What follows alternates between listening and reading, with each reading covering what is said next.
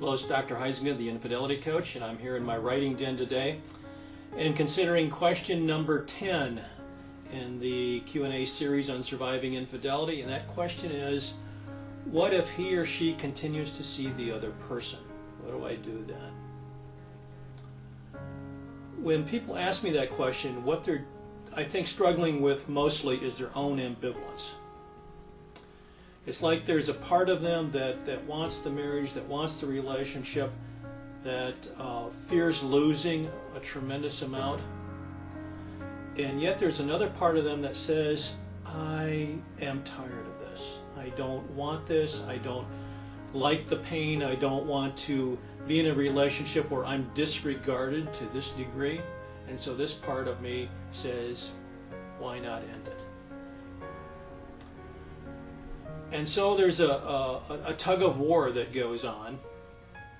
And what you can do at that point is begin to express your ambivalence to your cheating spouse and say, you know, there's a part of me that really wants to be with you and hopes that we can have a family and can make it through this. And yet another part of me says, I'm not gonna live this way. And then you can begin to say, you know, at some point I'm going to work through this. And at some point I'm going to draw a line. I'm not sure when, I'm not sure what it's going to be like, but I know that I will not live like this forever. So that kind of statement often is helpful to give you a sense of power and to declare yourself to your partner or your spouse as well.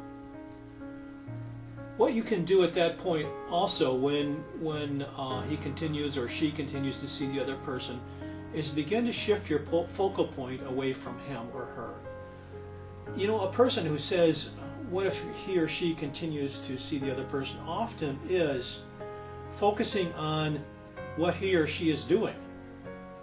And often someone checks emails or buys spying equipment or gets on the computer, tries to track down where he or she is. The energy, the focal point is on trying to figure out what in the world he or she is doing and whether he or she is seeing the other person or not.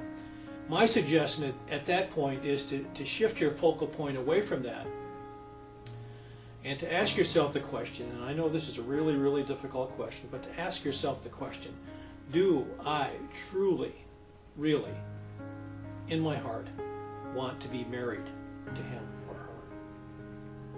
And spend a considerable amount of time asking yourself that question, exploring that question from all angles. And don't say to yourself, sure, I want to be with him or her because I love him. Don't use the word love. Dig under that. What are your true reasons for wanting to be married to him or her? And I have some guided questions that will help you in my ebook. Do you really, truly want to be married to him or her? Take some time to ask yourself that question.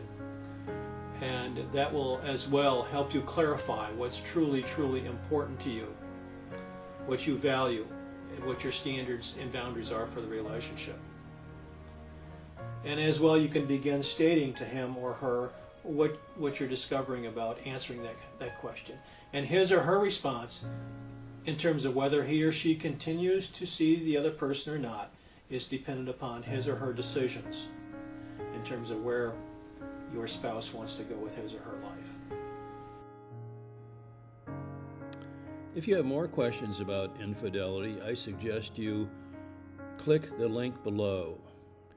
Over the years, I've developed a number of courses, and this specific course will help you focus on the top questions that people ask when they discover infidelity or are extremely confused about what's happening with their infidelity situation. For example, you'll bump into the top 10 questions, top 10 common questions that people ask. I also have an extensive section on the top 10 questions people should ask when confronted with infidelity.